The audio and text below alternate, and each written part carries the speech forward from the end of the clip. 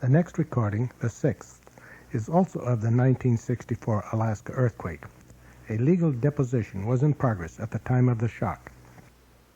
Pulse and respiration were then instituted, and for all practical purposes, then the patient was alive again.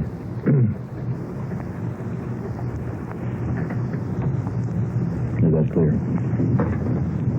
Good surgery. That's a little. That's a pity. That's just a well-built building. Well,